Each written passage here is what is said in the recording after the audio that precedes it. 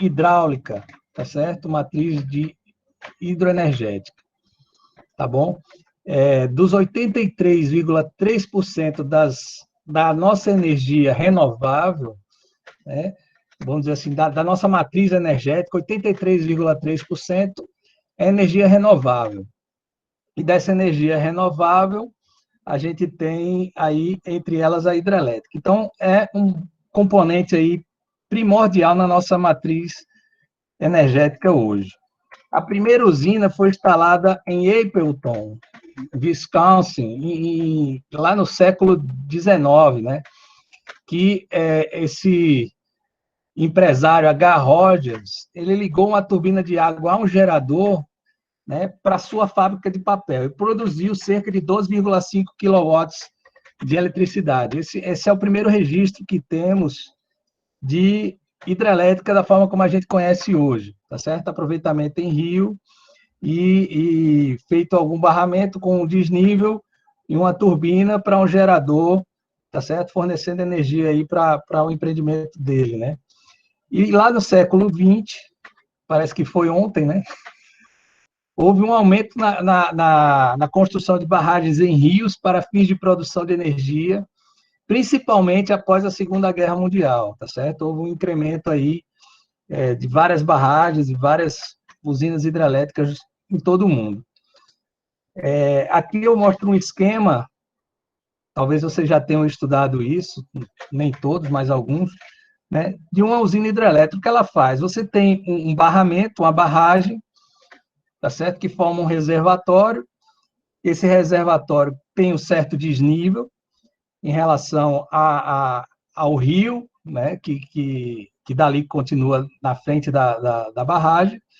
E esse desnível provoca um escoamento, tá certo? Através de condutos forçados. Esse escoamento termina por girar uma turbina, e essa turbina gira uma excitatriz que gera energia através de eletromagnetismo, e daí, dentro de uma casa de força, ela é transmitida através de cabos para um transformador elevador, e do transformador ele é transmitido para linhas de transmissão e subestações, tá certo?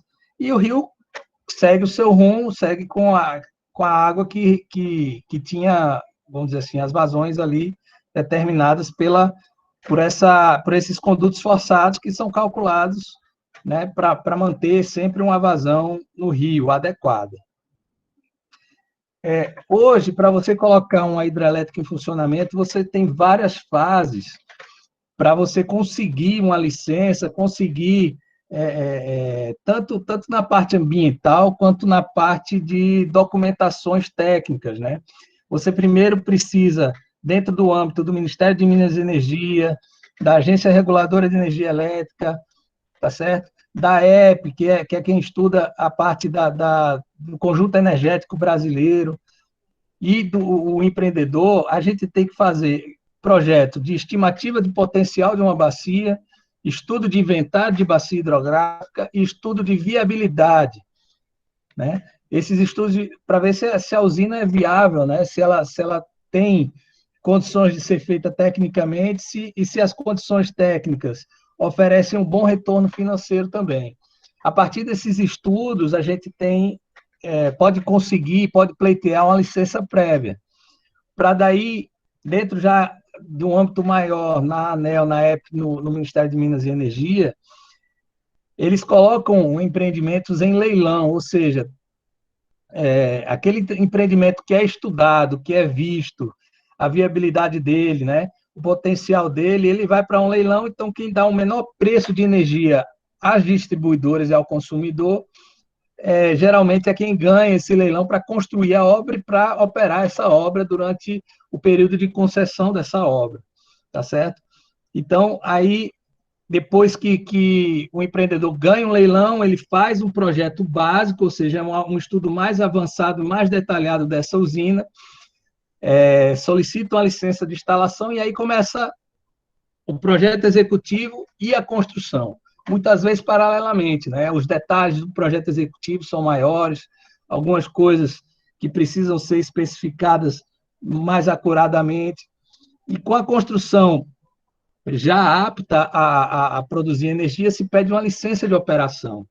E a partir daí, durante a fase de operação da usina, ou seja, as turbinas funcionando, gerando energia, existem períodos de renovações dessa licença de operação. Vou mostrar agora, então, o nosso parque gerador do Rio São Francisco. Né? O Rio São Francisco, todo mundo já deve ter ouvido falar, se não visitou e conseguiu ver a beleza que é. É um rio muito importante no nosso país, é um rio que tem um potencial agrícola e de eletricidade, de abastecimento, né?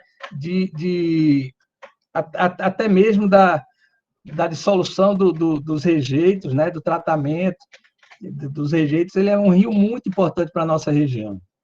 E essa é a primeira usina, não do ponto de vista temporal, mas eu estou seguindo uma sequência do ponto de vista, vamos dizer assim, da cascata do rio, tá certo? Então, eu tenho essa usina, que é a primeira usina de cabeceira nossa. Antes dela existe a usina de Três Marias, tá certo? No curso do rio. E a usina de Sobradinho tem uma potência de 1.050 megawatts. Alguém pode dizer, ela é pequena ou é grande? Essa usina é muito grande. Na verdade, todas as usinas nossas são de médio a grande porte, tá certo? E Sobradinho é uma usina de grande porte. Ela foi construída a partir de 73 até 79. Em sua casa de força, ela tem turbinas tipo Kaplan, que é uma turbina de queda média, vamos dizer assim. 6 unidades, ou seja, 6 turbinas e 6 geradores, uma potência de 175 mega unitário, uma queda líquida de 27,16 e uma descarga máxima turbinada de 4.260 metros cúbicos por segundo. O vertedor tem 16 vãos, são 12 descarregadores de fundo, tá certo? São 4 comportas de superfície de vertedor. A descarga de projeto de Sobradinho é 22.080 metros cúbicos por segundo. Ela tem uma barragem principal na margem esquerda, que é o maior tramo, não sei se alguém já foi lá em Sobradinho, mas é bastante grande. Ela tem de terra em enrocamento, é uma barragem bastante grande. O barramento tem 3.314 metros, né? Eu não conheço nenhuma barragem de Pernambuco, no território de Pernambuco somente, tão grande. Uma altura máxima da fundação da barragem de 43 metros, ou seja, a gente tem da crista da barragem até a fundação 43 metros, tá certo? Agora, o reservatório de Sobradinho chama muita atenção, porque é um reservatório imenso. É o maior reservatório do Nordeste do Brasil. Ele tem mais de 4.200 quilômetros quadrados, tá certo? Então, você imagina quantas pessoas tiveram acesso à água a partir da inundação dessa área pelo reservatório, né? Um volume de 34 mil hectômetros cúbicos e um volume útil de 28.669, um comprimento de 350 quilômetros, tá? Então, é um comprimento de um reservatório maior do que você ir daqui de Recife para Maceió, por exemplo. Você vai, passa de Maceió, talvez chegue até perto da divisa com Sergipe. Aqui, um visual um pouco diferente para mostrar a barragem, né? A gente tem aqui a barragem da margem esquerda, lembrando que as margens são vistas de montante para jusante, então a margem esquerda, né, está à direita da nossa tela, porque a gente está vendo o rio de jusante para montante. Nós temos a barragem margem esquerda, as estruturas vertentes, o vertedor, a casa de força, a barragem da margem direita, uma eclusa, o que significa que aqui pode passar embarcações, né, do reservatório para o rio natural, tá certo? E aqui começa o dique C. A gente também tem mais 3 diques, e esses diques têm aqui os seus comprimentos e larguras definidos, né? São os 3 primeiros diques têm a mesma ordem de grandeza, né? de tamanho, são diques bastante grandes também, de mais de quilômetro, né? O dique A, o dique B e o dique C. Então, são diques bastante altos também, de mais de 20 metros. O dique A tem 20, o dique C tem 23 e o dique B tem 18. Aqui na figura a gente vê o dique A, o dique B e uma tomada d'água para o projeto de irrigação, que é esse projeto Maçangano, lá na Bahia. Tá certo? E a gente tem o dique D, que é um dique pequenininho, que fica lá na margem direita mesmo. Ele tem uma altura baixinha de 2 metros. A gente chama ele também de dique fusível. Né? No caso de uma sobreelevação, esse dique ele pode ser, vamos dizer assim, galgado. Né? Ele pode ter a sua cota superada por esse reservatório e a água passa toda por ele. Tá certo? Vamos falar ainda de Sobradinho, falar um pouco de instrumentação. Nós temos vários tipos de instrumentos para monitorar toda essa estrutura. Né? É uma estrutura imensa, é uma estrutura muito grande, espalhada, alta, tem concreto, porque a casa de força é de concreto, tem solo em enrocamento. Então, a gente precisa acompanhar uma série de parâmetros para saber se a estrutura está ok, se ela está dentro do esperado pelo projeto, tá certo? E é para isso que serve a instrumentação. A gente vai medir os deslocamentos, a gente vai medir as pressões, a gente vai medir, vamos dizer assim, os recalques, medir as vazões de percolação, porque por ser uma barragem terra e enrocamento, ela é uma barragem permeável, ela não é totalmente estanque, né? Então, a gente tem que medir essas vazões que passam por essas barragens, por esses diques, e aí a gente vê que são quase 800 instrumentos que são lidos, né, que são vistoriados, que foram lá instalados em Sobradinho. Eu peguei aqui só um gráfico para a gente ver o jeitão dos gráficos, né, em que o nosso piezômetro de tubo aberto 3, lá no dique A, ele está funcionando bem, ele está funcionando abaixo ali da linha rosa, o nível crítico, tá certo? E essa oscilação aí em azul é o nível do reservatório, né? Então, a gente percebe que o piezômetro também tem alguma resposta a partir do nível do reservatório.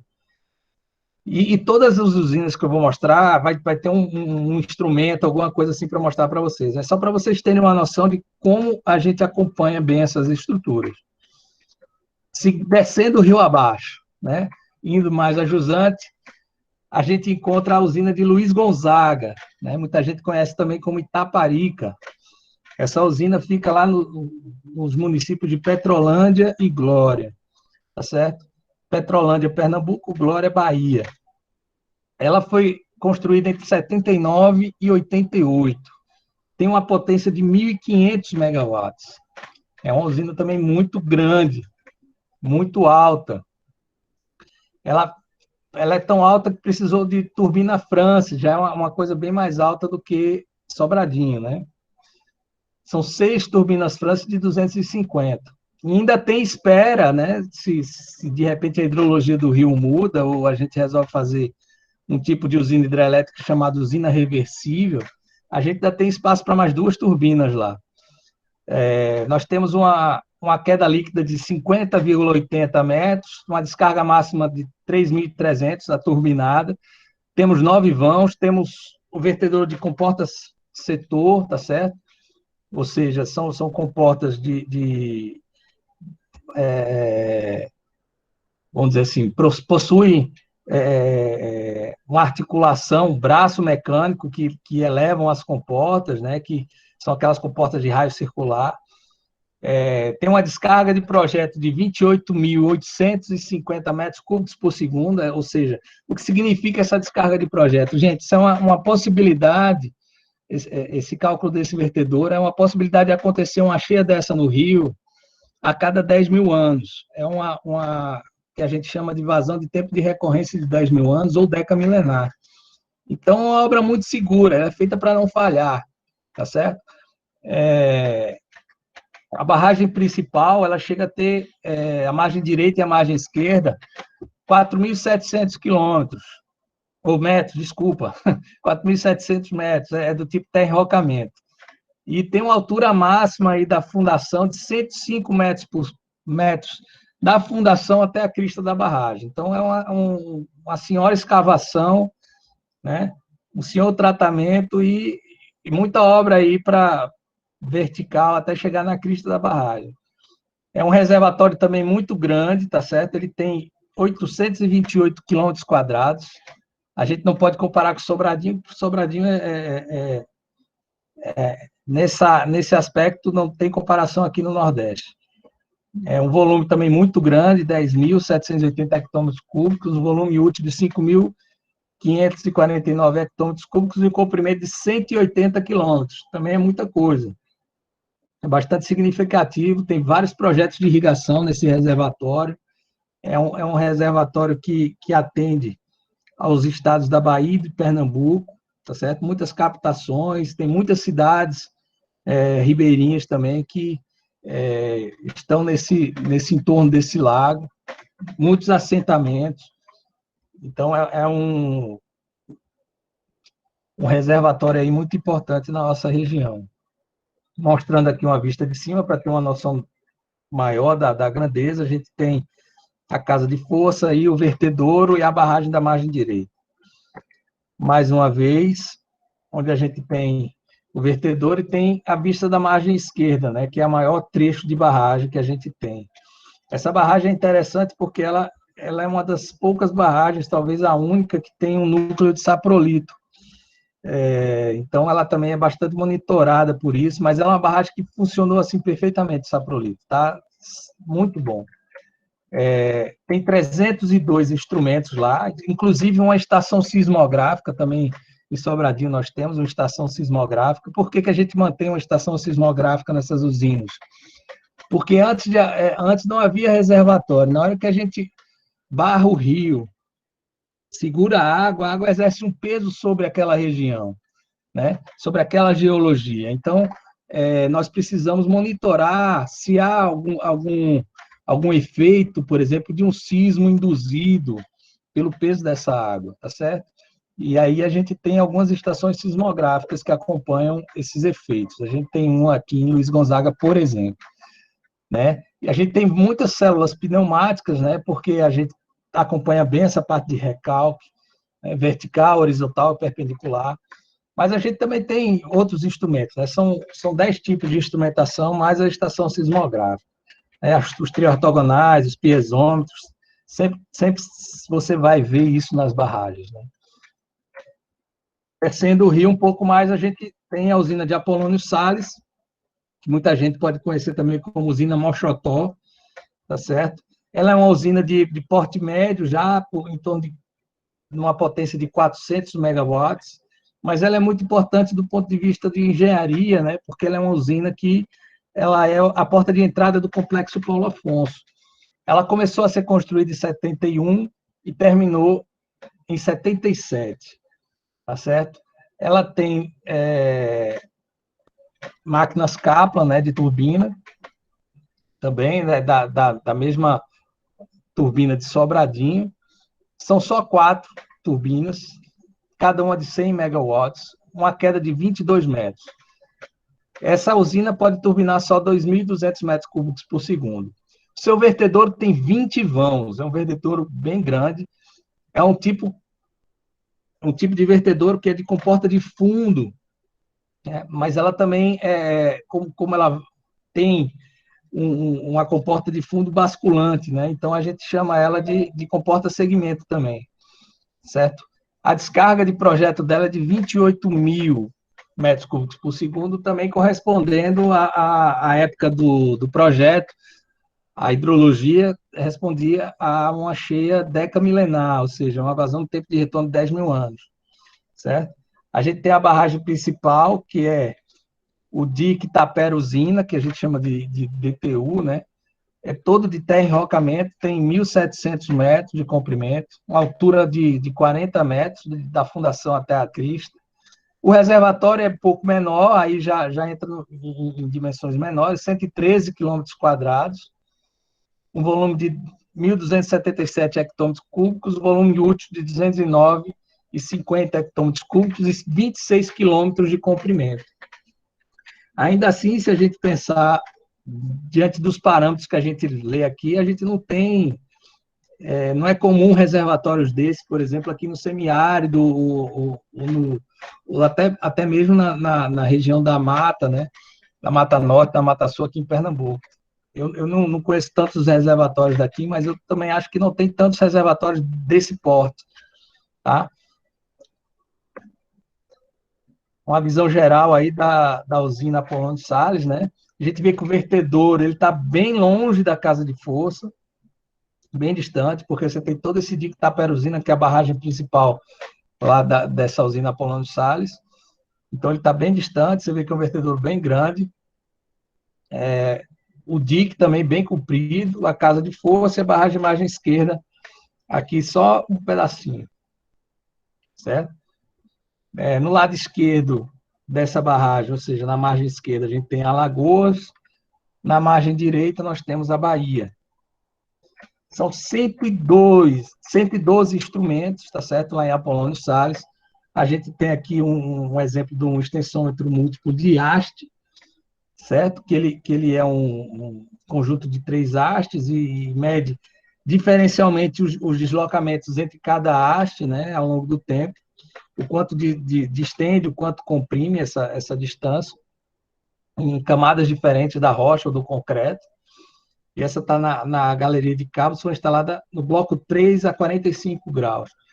Então, aqui a gente tem muitos medidores triortogonais e muitos piezômetros, certo? Por ser isso geralmente, assim, a maior parte deles está na casa de força e principalmente esses piezômetros, aliás, esses triortogonais aqui, que eles geralmente são de estrutura de concreto, tá certo? Marcos superficiais, extensômetro de fio. A maior parte dos instrumentos lá de Apolônio Salles está na casa de força.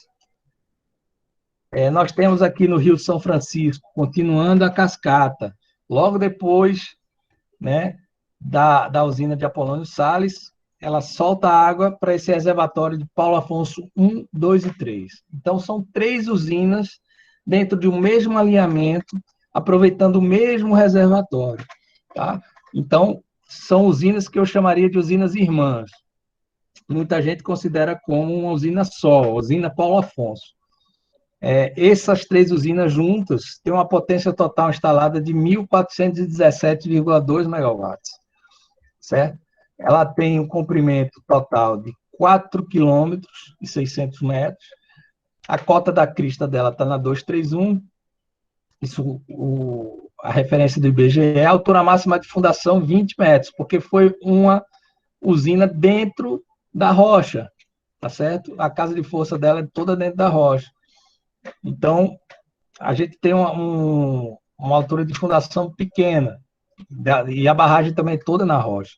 É uma rochação, uma rocha muito viva. Quem foi Paulo Afonso lá vai ver que a rocha é florante, né?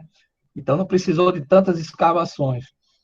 Existe um vertedouro com 22 vãos, um vertedouro controlado de 22 vãos, e tem ele em superfície livre, ou seja, a gente tem um vertedouro de soleira livre, o que quer dizer que a água que subir nele vai passar sem nenhum controle, tá certo? Atingida aquela cota, ela começa a verter, e uma descarga de 18.300 para o complexo 1, 2 e 3. E a gente tem 10.000 paralelo a essa descarga de 18.300 para Paulo Afonso 4. Tá certo? Que a gente vai ver depois que está dentro da mesma região que a gente considera o complexo Paulo Afonso. A usina 1, ela tem uma potência total de 180 megawatts. Na época, eu conversei com engenheiros antigos da Chess e eles me disseram, olha, quando a Chess construiu o Paulo Afonso 1, achava-se que 180 megawatts era megalomania, tá certo? Era mania de grandeza, era uma coisa que o Nordeste não precisava, gerava 3 vezes mais energia do que o Nordeste precisava. E vejam a que ponto a gente chega, né? A primeira usina do Rio São Francisco foi Paulo Afonso 1, com 180. Ela começou a ser construída em 48 até 55, tá certo? Turbina Francis já é uma queda bem maior.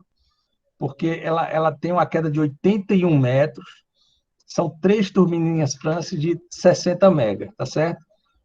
Nós temos aqui na usina 2, 443 megawatts, ou seja, mais que o dobro da usina 1, feita logo em seguida, né? Terminou a usina 1, começou a usina 2, entre 55 e 67, tá certo? São 6 usinas, ou são 6 turbinas, 2 de 70, uma de 75 e 3 de 76 mega, tá certo? A queda bruta é a mesma de Paulo Afonso 1, 81, é um pouco maior que Paulo Afonso 1, 81,50 para Paulo Afonso 2A, que são as 3 primeiras turbinas, e Paulo Afonso 2B, são as 3 últimas, as de 76, são 82 metros, tá certo?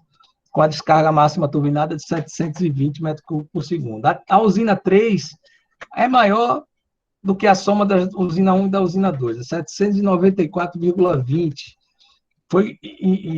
Assim, em 67 já começou as obras, que duraram até 74, já em 71 já tinha máquina operando, né? É uma turbina France também, por conta da queda, 82 metros e 50, só 4 unidades, tá certo? Então, esse é o complexo Paulo Afonso 1, 2 e 3. Então, também são usinas instrumentadas, a gente tem Paulo Afonso 1, que é a primeira, tem menos instrumentos, tá certo? Tem medidores, mas tem medidores triortogonais, tem extensômetros múltiplos, Paulo Afonso 2 já tem mais instrumentos, são 40, né? E instrumentos diferentes, como base de alongâmetro, os medidores de vazão nas galerias. E Paulo Afonso 3, a gente tem 55, mais ainda do que Paulo Afonso 2, tá? Mas são similares, né?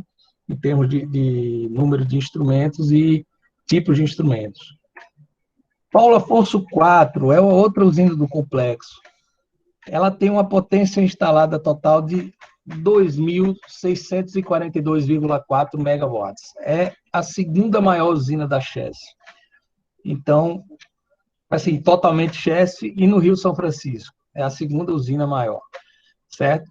Ela teve início em 73, ou seja, teve uma fase aí, se vocês pararem para pensar, de 55, né, a 88, a gente tem aí a construção dessas usinas, né? Porque a última usina a ser construída, aliás, 88 foi até Itaparica, né?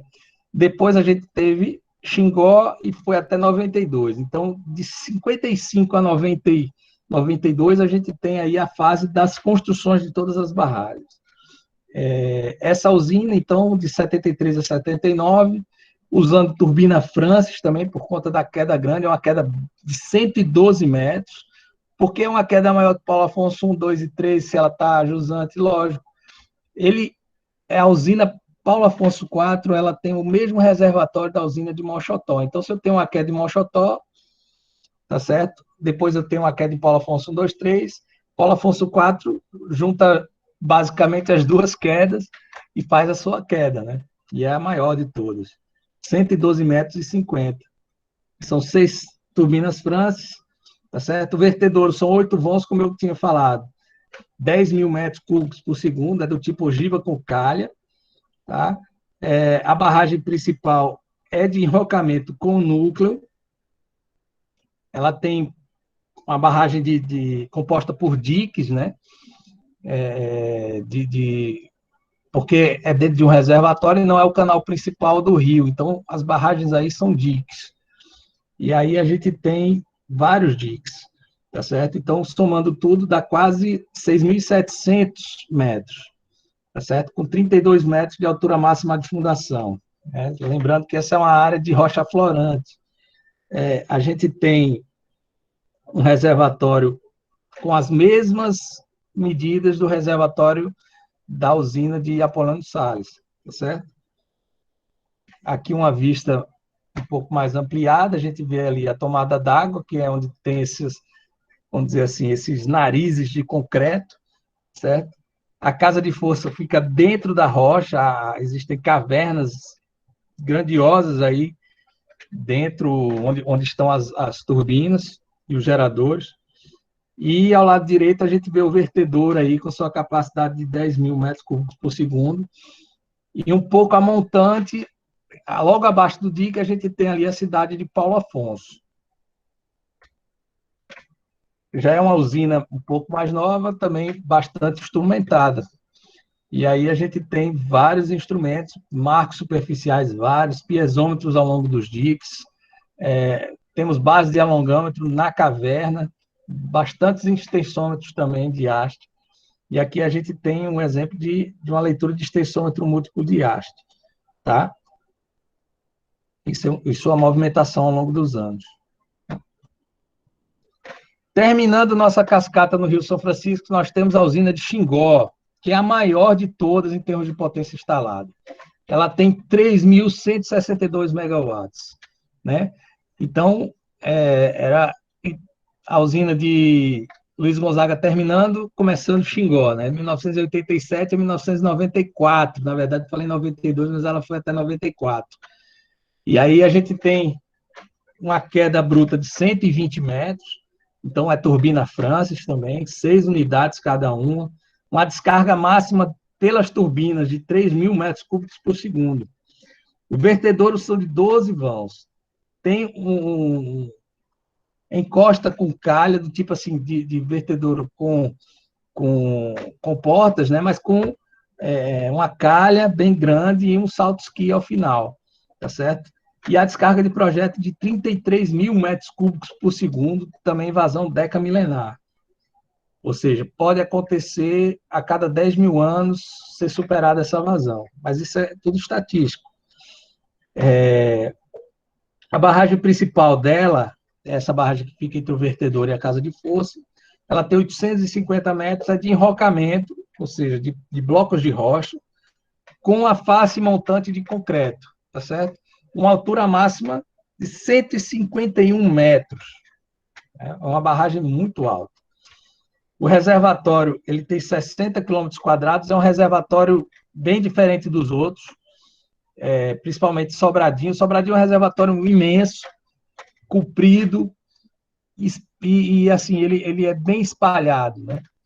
E muitos locais a profundidade dele é baixa. No caso de Xingó, não. Ele está todo encaixado num vale onde haviam os cânions do Rio São Francisco. Ainda há, porque esses cânions não foram totalmente inundados, né? Mas ele está todo encaixadinho dentro do cânion. Então, é um reservatório, vamos dizer assim, verticalizado. Então, a gente tem aí o que é muito importante para a geração de energia, né?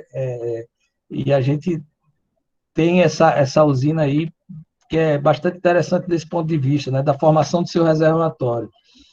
Então, é a maior usina da Chess e a última usina da cascata do Rio São Francisco. A gente tem uma casa de força ali com 6 máquinas e uma espera. Se você olhar direitinho ali, a gente tem já as esperas para 4 máquinas mais, né? Só que o Rio não tem oferecido e não tem demonstrado condições hidrológicas para mais geração de energia.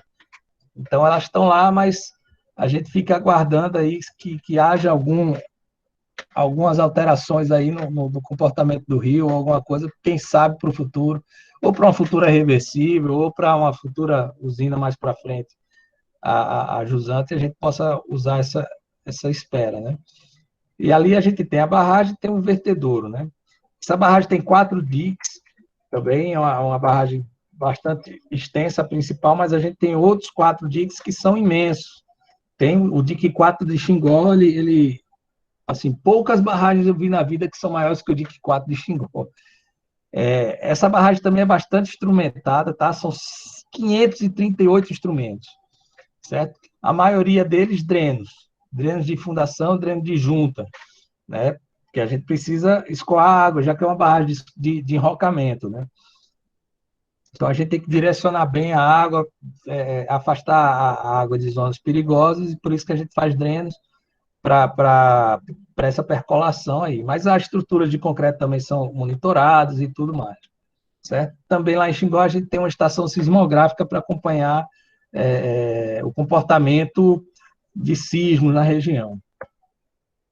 Falar um pouquinho só de manutenção, né? Existem 3 tipos de manutenção: a preventiva, tá certo? Aquela que vai, antes que aconteça algum problema, a gente já faz essa manutenção, né? Tanto as preventivas mesmo, para evitar algum problema, quanto algum probleminha que surjam, as corretivas. A preditiva, ou seja, eu estou prevendo que pode acontecer, que pode ser necessário, tá certo? E aí eu faço com a auscultação, que é a análise da instrumentação, a combinação de todas as instrumentações e as inspeções, né, que são feitas nos locais. Então, a gente sempre vai lá ver o que é necessário fazer de manutenção. E melhorias também. Às vezes existem projetos, pequenas obras, alguns reparos que a gente sempre está atento para fazer lá na manutenção, tá certo? Só para mostrar para vocês, não adianta forçar a vista para ler, não. É só para dizer que a gente tem um plano de manutenção preventiva bastante detalhado, tá certo? Bastante grande, onde a gente tem esse checklist aí, para ver se cada coisinha dessa, se está ok ou se precisa de alguma observação para a gente verificar com mais atenção. Ações corretivas também são feitas, a gente tem aí algumas fotos, né, de algumas coisas que foram feitas, obras aí, essa primeira foto à esquerda, foram obras da caixa espiral lá da usina de Apolônio de Salles, a gente está vendo nas duas fotos à direita aí, intervenções em Paulo Afonso, tá? Retirada de plantas e também algum reparo aí no concreto. A auscultação, como eu estava falando das manutenções, aí a manutenção preditiva, né? Existem os leituristas dos instrumentos, então a gente tem os extensômetros múltiplo de haste, que são lidos, os medidores triortogonais, que medem a movimentação da estrutura nas 3 direções, né? Os extensômetros de fio também, que a gente precisa conferir, né? Se há alguma movimentação com a sensibilidade de fios. Pêndulo direto, né? Principalmente se há um deslocamento entre a fundação e o topo da barragem, né? E os marcos superficiais, a gente aí está vendo, não sei se vocês conseguem enxergar, mas é como um marco topográfico aqui dentro da casa de força aqui, Paulo Afonso I, tá? Aqui mais um exemplo de uma melhoria de uma obra.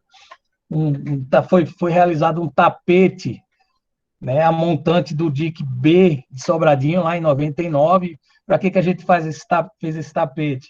Para aumentar o caminho de percolação e essa percolação garantir que essa percolação passe por baixo do terreno, por baixo da fundação da barragem, e só venha surgir aqui a jusante do maciço nessa trincheira de infiltração, tá certo? Então, isso foi feito lá em Sobradinho. Aqui em Xingó, a gente tem uma condição lá na laje de impermeabilização a montante, uma laje de concreto num paredão, né, numa barragem toda de enrocamento. Então, era de se esperar que em alguma movimentação do enrocamento surgiriam algumas fissuras. De fato, surgiram algumas fissuras, principalmente na laje 6, no encontro ali da laje 4 com a laje 5, junto ao plinto, tá certo? E essas fissuras são monitoradas e a gente fez tratamento, né? Percebemos um aumento de percolação nos nossos medidores de vazão, e aí a gente fez tratamento, lançamento de areia fina para colmatar essas trincas, tá certo? Aqui a gente vê um gráfico onde em azul a gente vê o desenvolvimento, né, e a história dessas vazões de percolação através do medidor de vazão dessa barragem.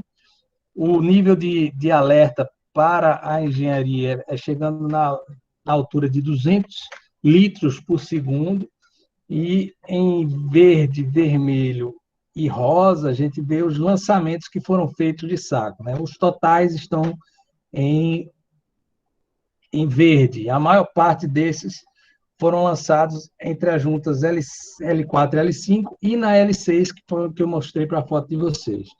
Tá certo? Então, a gente está acompanhando, e a tendência dessa vazão era de queda até 2018, ela voltou a dar uma oscilada agora em 2019, mas está estabilizada num patamar ali de 130 metros, 130 litros por segundo, que para a gente está o esperado, é normal, tá? Vamos falar agora de outros aspectos em segurança de barragem, só para citar que essa questão da segurança de barragem é tão importante e tão antiga. Eu peguei o Código de Hammurabi, né? Tem um item lá, o número 53, né? Que é um código de leis de 1780 anos de Cristo, antes de Cristo, né? Veja, se alguém for preguiçoso demais para manter sua barragem em condições adequadas, não fazendo a manutenção desta, caso a barragem se rompa e todos os campos forem alagados, então aquele que ocasionou tal problema deverá ser vendido por dinheiro, e o dinheiro deve substituir os cereais que ele prejudicou com seu desleixo.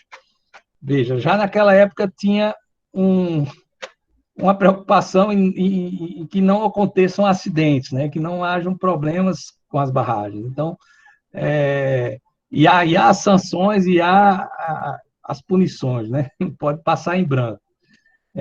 E aqui no Brasil, uma lei formal só foi formulada no ano de 2010, né? A Lei de Segurança de Barragens. E aí, a partir de então, a gente tem hoje um instrumento formal, legal, para a manutenção de segurança das nossas barragens. Um dos principais itens da Lei de Segurança de Barragem, que era interessante depois vocês pesquisarem, é uma lei interessante, é o plano de segurança de barragens, né? Nesse plano de segurança de barragens, o empreendedor precisa manter atualizados vários cadernos e vários volumes técnicos, né, importantes. E aqui eu listei os 9 volumes previstos na lei. A Chess tem 8 desses volumes finalizados. A gente está em andamento com o volume 9, que é a revisão periódica de segurança. Nós temos até nós estamos até adiantados em relação a outros entes do setor elétrico e outros entes também, do setor de abastecimento, por exemplo, porque a gente só tem a obrigação de entregar isso no ano de 2022, mas a gente já está entregando isso com antecedência, mas está em andamento. Então, nós temos aí o volume 1, que identifica o empreendedor, seja a pessoa jurídica ou a pessoa física responsável pela barragem. O item 2, os dados técnicos da barragem, tudo que é documentação de projeto, critérios de projeto, estão lá nos dados técnicos. Temos o item 3, a estrutura organizacional e a qualificação técnica da empresa. Os manuais de procedimentos no volume 4, no volume 5, as regras operacionais dos dispositivos de descarga, que é, vamos dizer assim, o órgão mais importante em relação à segurança de barragem é o vertedouro, tá certo? Porque é ele que controla as cheias, é ele que alivia, vamos dizer assim, a pressão no maciço da barragem em termos de sobrecarga hidráulica. O item 6 ainda fala da indicação da área de segurança, ou seja, a área que eu preciso delimitar, que aquela área não pode servir a nada, a não ser para o monitoramento da própria barragem.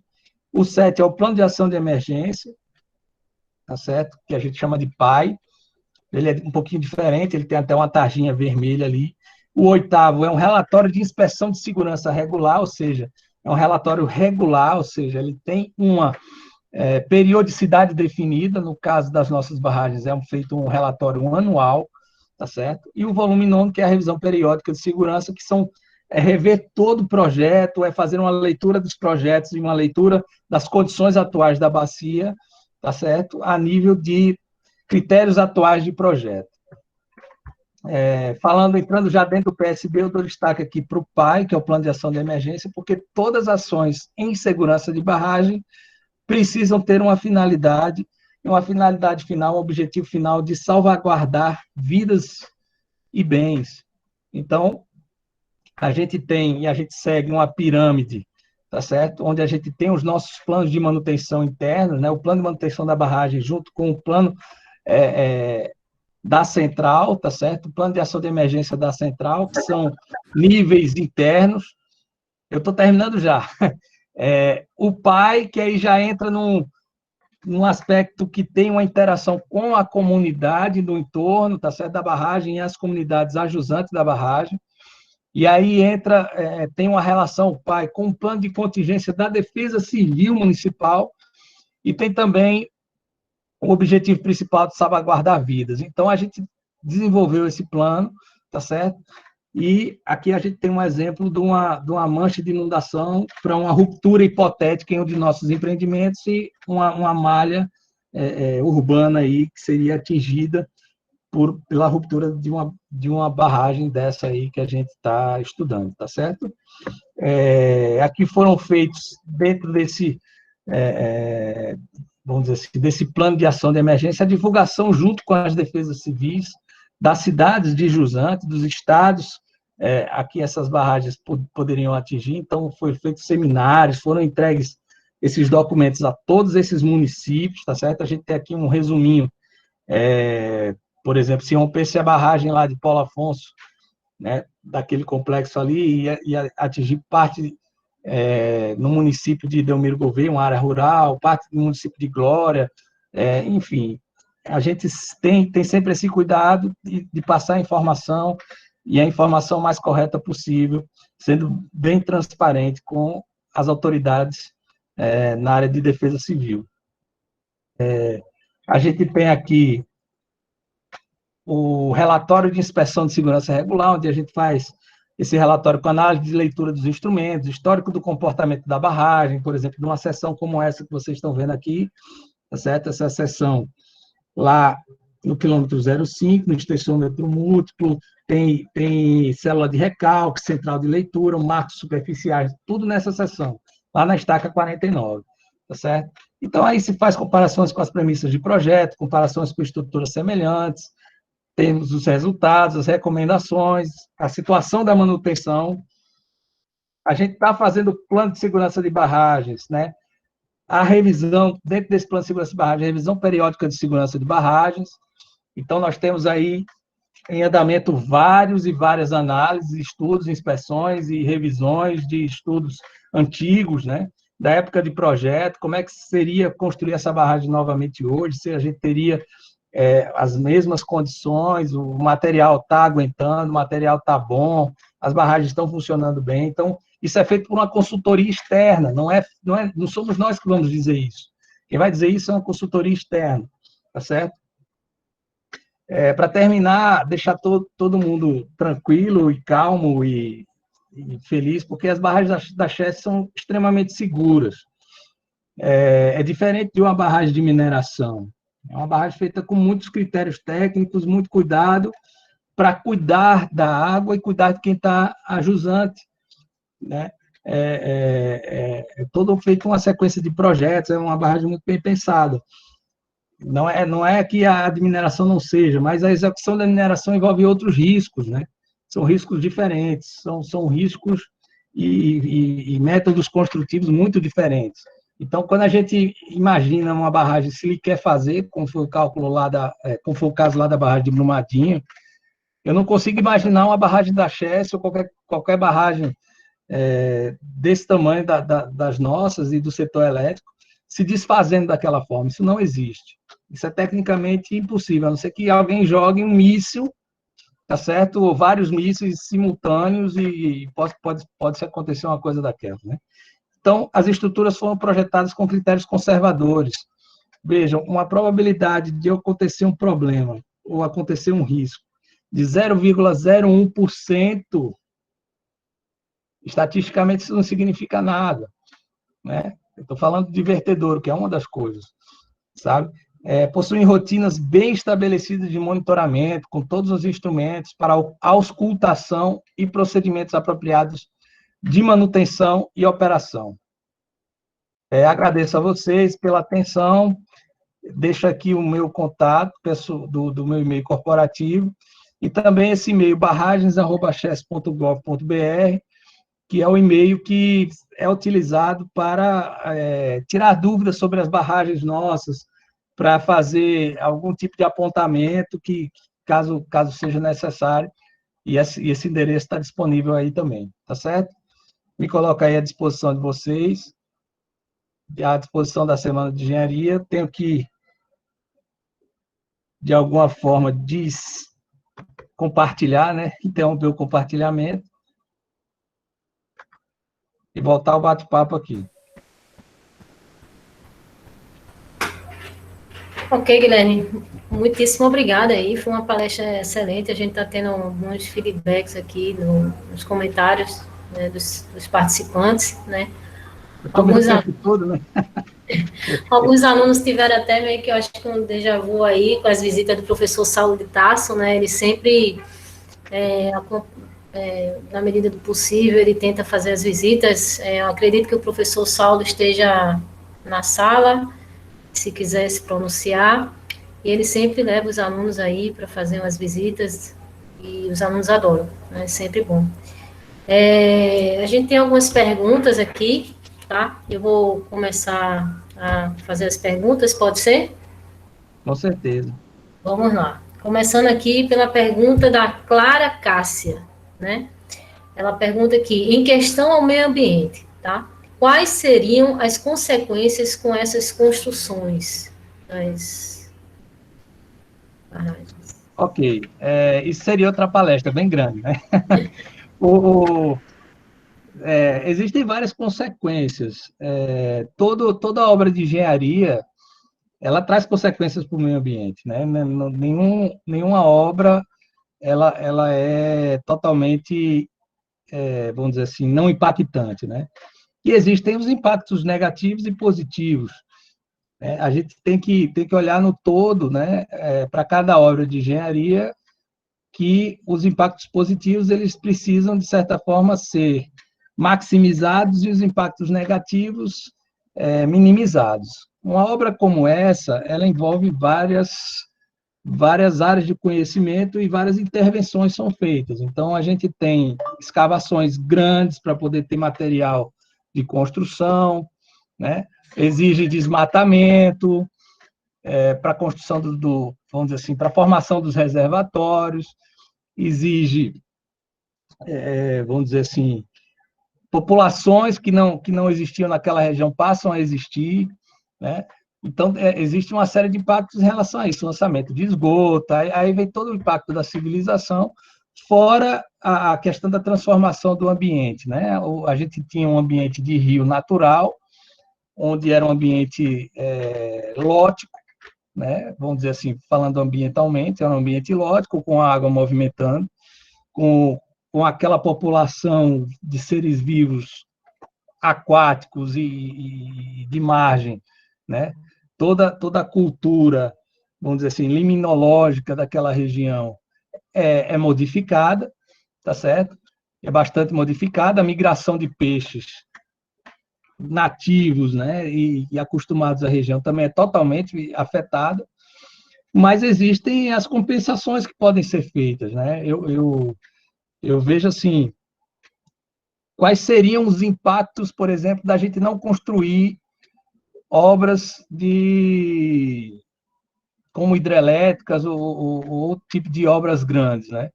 Quais seria o impacto de não construí-las, sabe? Eu vejo que hoje a nossa matriz ela ainda é predominantemente hidrelétrica.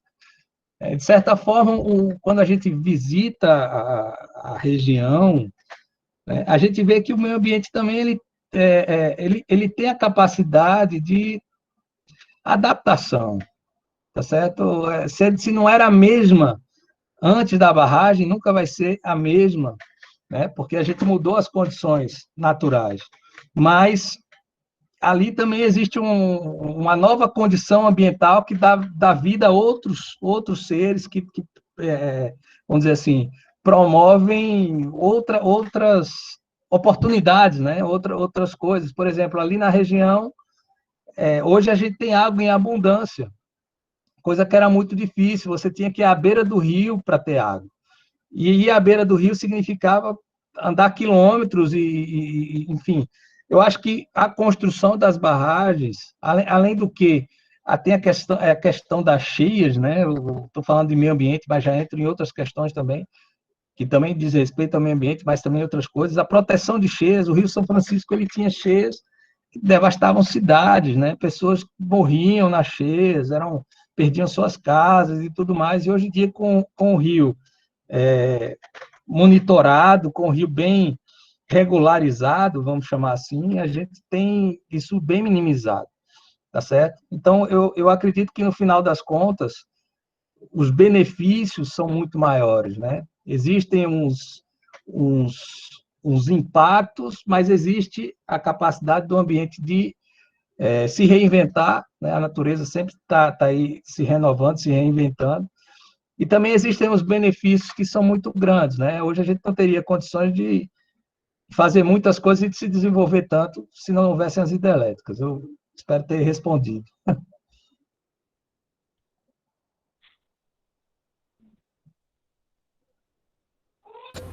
Bom, Continuando Guilherme, boa noite, querido.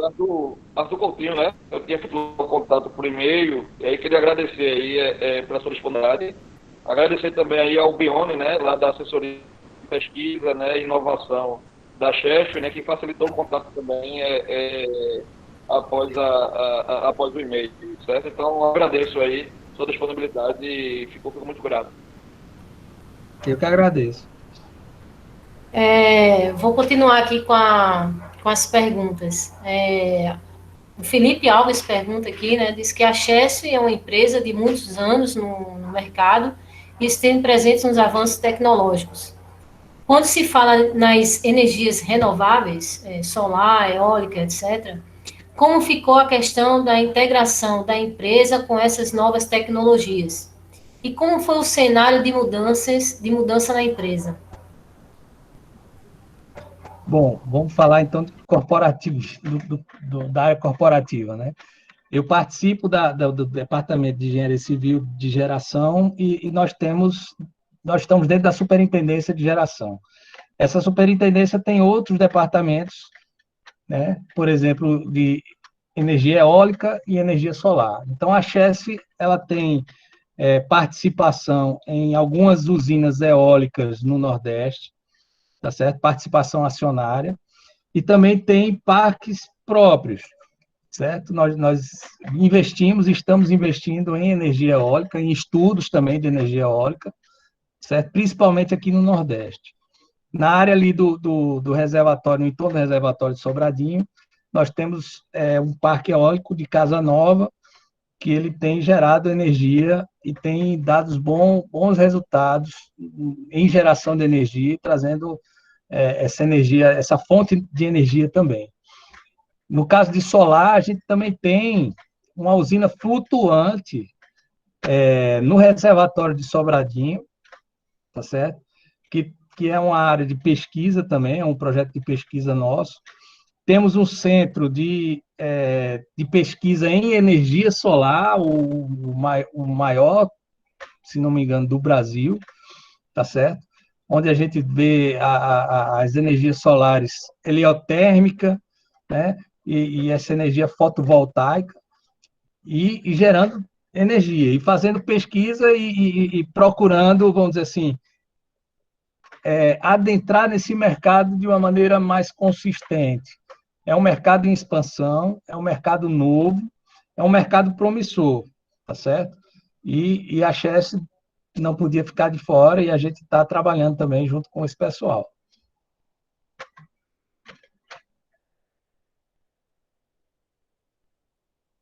Só para dizer que, além do São Francisco, nós temos outras usinas, tá? A gente tem usinas no Rio de Contas, na Bahia, e tem usinas no Rio Parnaíba. E participação acionária em usinas grandes, como Belo Monte, lá no Pará, e duas usinas no Mato Grosso, que é a usina de Dardanelos e a usina de Sinop, e uma usina em Rondônia chamada Giral.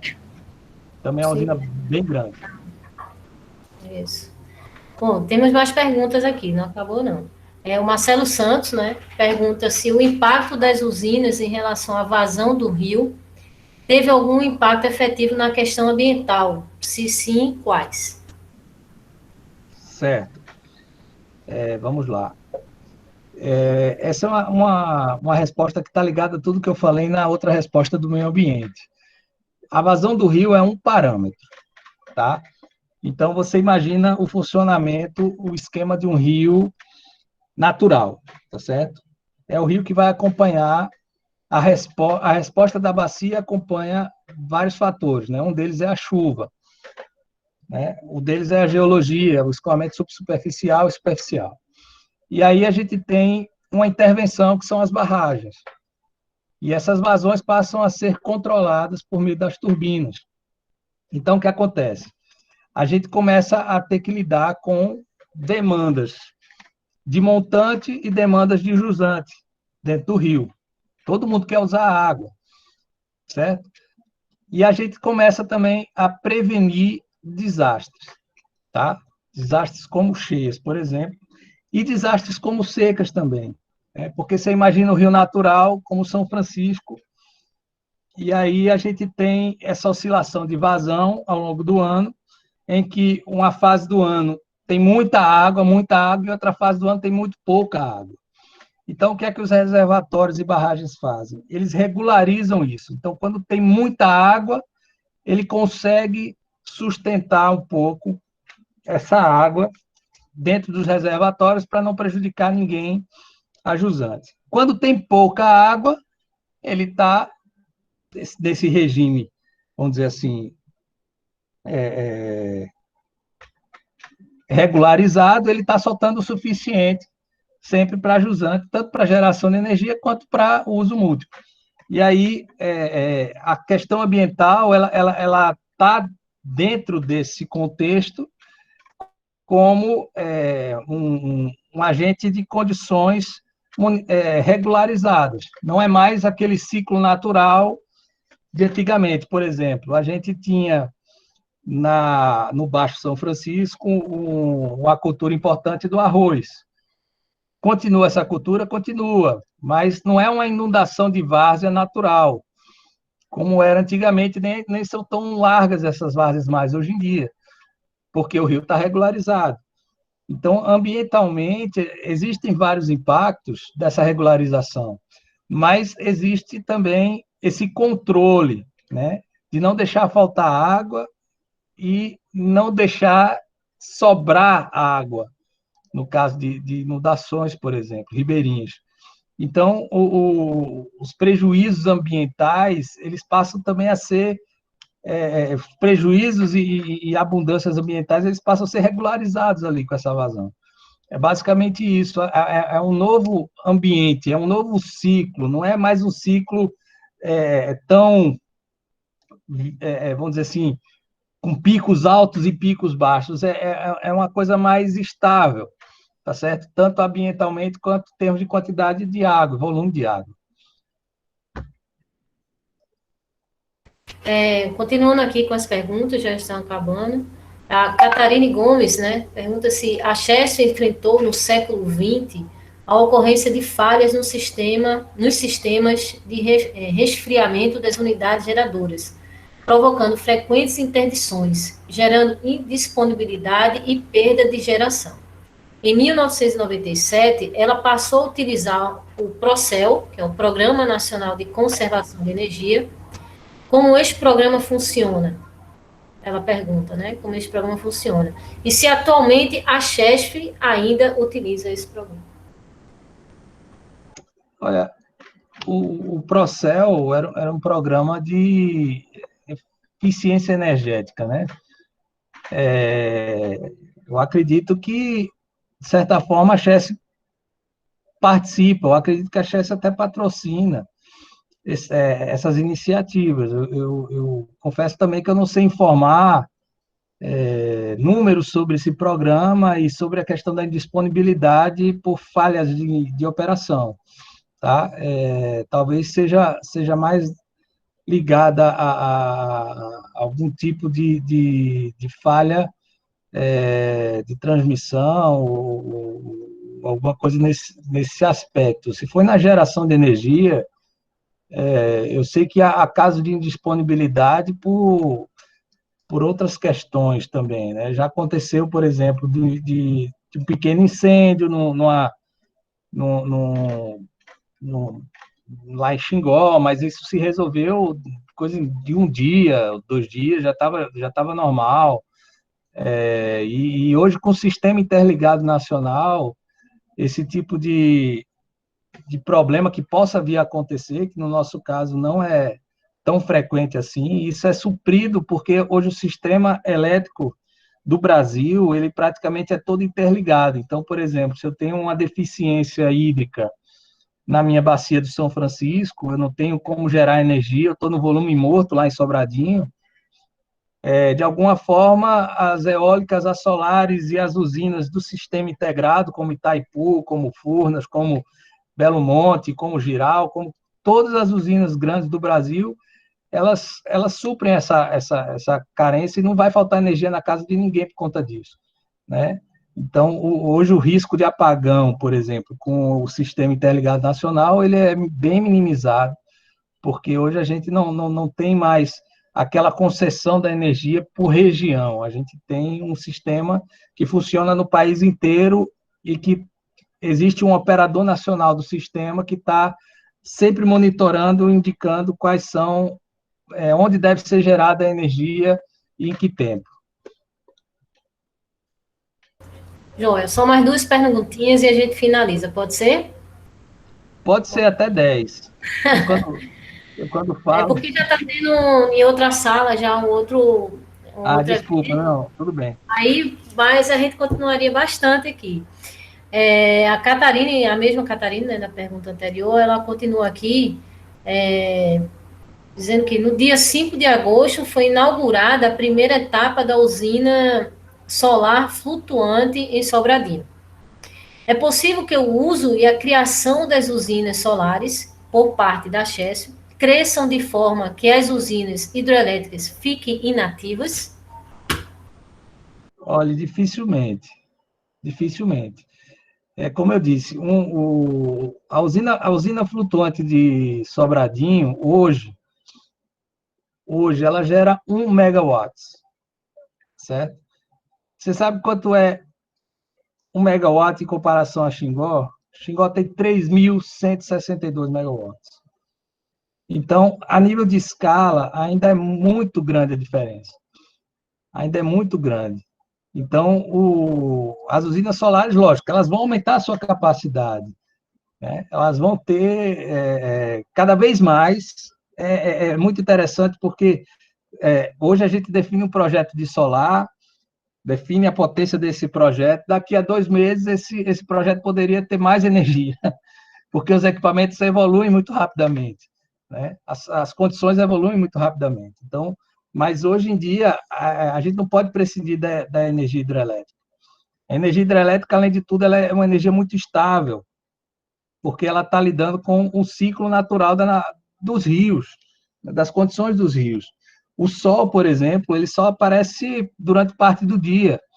Então, essa energia não é tão estável, ao mesmo tempo que as eólicas também não são tão estáveis, né? O vento muda a direção, muda de intensidade, e já aconteceram algumas vezes da gente estar num período de geração eólica muito grande, e de repente a geração eólica parar e a gente ter que, assim, liga as turbinas hidrelétricas, né? Mesmo com a vazão restrita, a gente precisava ligar porque as eólicas pararam.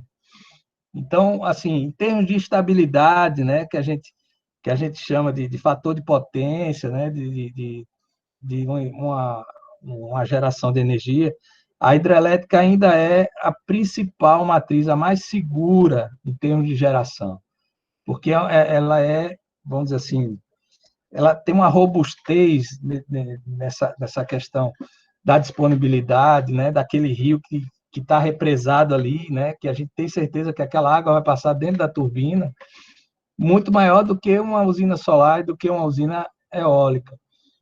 Então, eu acho que as hidrelétricas, pelo contrário, eu acredito, futuramente, a gente precise ainda mais das hidrelétricas, sabe?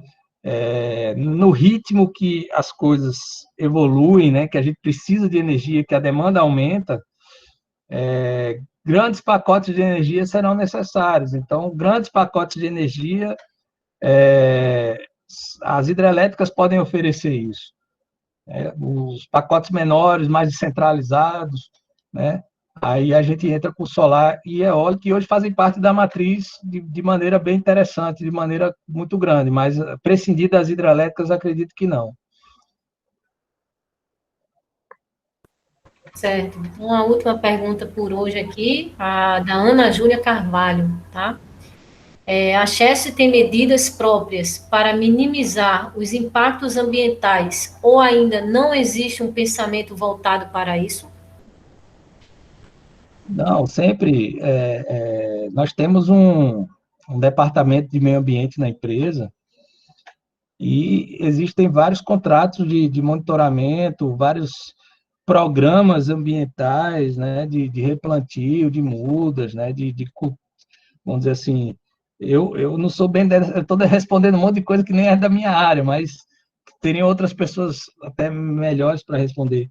Mas os novos empreendimentos também, né, que a gente tem participação, todos eles existem várias condicionantes ambientais em que o empreendedor precisa cumprir os programas, precisa cumprir uma série de compromissos que são, ambientalmente falando, importantes, né?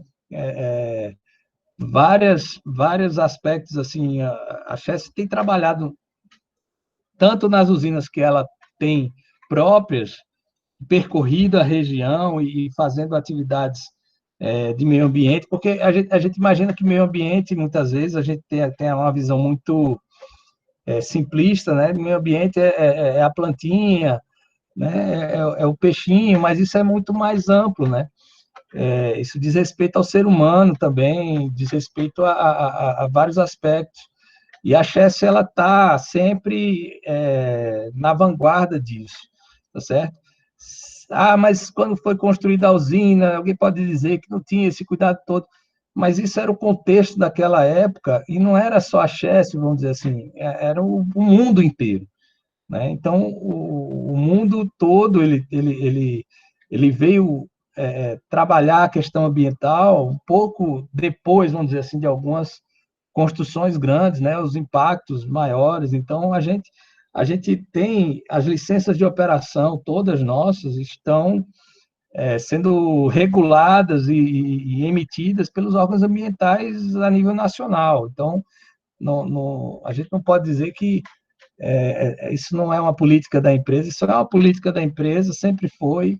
Nós temos esse compromisso com a população e com o meio ambiente, diante das situações das nossas barragens e dos outros empreendimentos, né? A eólica tem impactos, a solar tem impactos, mas a parte ambiental sempre anda junto conosco, tá certo?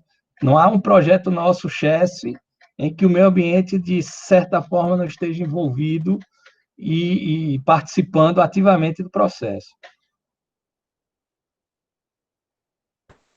Excelente, Guilherme. Muito obrigada. Estamos tendo aqui bons feedbacks aqui do pessoal, então, parabenizando sua palestra, certo? Foi enriquecedor para todos nós. Obrigada a todos os participantes que ainda permaneceram aqui, os que já também tiveram aqui para outro evento. Tá? Obrigada a todos vocês. Em nome do professor Arthur Paiva, que teve a brilhante ideia de fazer o convite. Tá? Muitíssimo obrigada pela sua brilhante palestra, foi muito enriquecedora, certo? E parabéns. Eu que agradeço e gostaria de passar mais tempo respondendo, mas eu realmente exagerei um pouco na apresentação. Excelente, eu estava adorando, estava aqui ouvindo, adorando. Também veio vários filmes bons assim, muito bom mesmo. Parabéns. Tá bom? Obrigado. Finalizando mais uma sala de palestra com o Guilherme, tá? Muito obrigada, uma boa noite. Boa noite a todos. Boa noite.